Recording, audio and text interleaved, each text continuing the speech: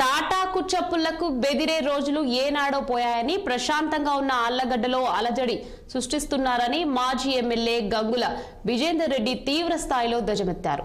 రెచ్చగొట్టి పబ్బం గడుపుకోవాలని చూస్తే ఊరుకునేదే లేదని ఆయన హెచ్చరించారు.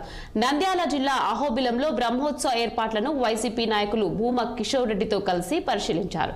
అహోబిలం దేవస్థానంలో ఎన్ని అన్యాయాలు అక్రమాలు జరుగుతుంటే డిప్యూటీ సీఎం పవన్ కళ్యాణ్ ఏం చేస్తున్నారని మరో వైసీపీ నేత భూమా కిషోర్ రెడ్డి విమర్శించారు.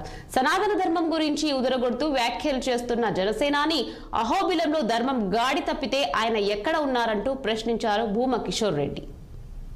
కూటమి ప్రభుత్వం అధికారంలోకి వచ్చినాక ఈరోజు దేవాలయాల పరిస్థితి ఎంత దరిద్రంగా తయారైందంటే ఈరోజు మన అహోబిలంలో చూడండి పరిస్థితి. ఎక్కడ చూసినా దోపిడీ. ఈరోజు లడ్డూ కాన్ నుండి ఎత్తుకుంటే ఆఖరికి తలలీలలో డబ్బులు కూడా తినే పరిస్థితికి ఈరోజు ఈ ప్రభుత్వంలో ఉన్న నాయకులు వచ్చే పరిస్థితి వచ్చింది. ఈరోజు మన అహోబిలంలో ప్రతి ఒక్క దానికి అవినీతి. ఈరోజు షాప్ పెట్టుకోవాలన్నా టెండర్లు జరిగినా కూడా ప్రతి ఒక్కటి అవినీతి.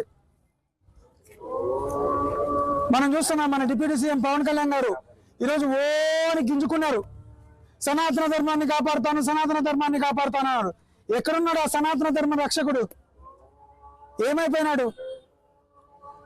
ప్రతి ఒక్కదాన్ని ఈ రోజు కాపాడుతానన్నాడు. ఈ రోజు ఆళ్లగడ్డలో జరిగే అవినీతి, అహోబిలంలో జరిగే అవినీతిని కనీసం ఆయన కళ్ళకు పడుతుందా?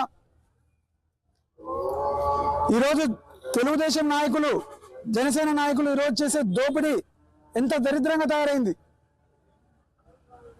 మాటకు ముందు సనాతన ధర్మం అంటాడు.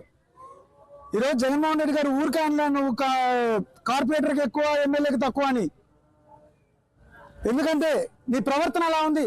ఈరోజు చంద్రబాబు నాయుడు గారు కూడా నీకు 10వ ర్యాంక్ ఇచ్చావంటే నువ్వు సిగ్గుపడాలి.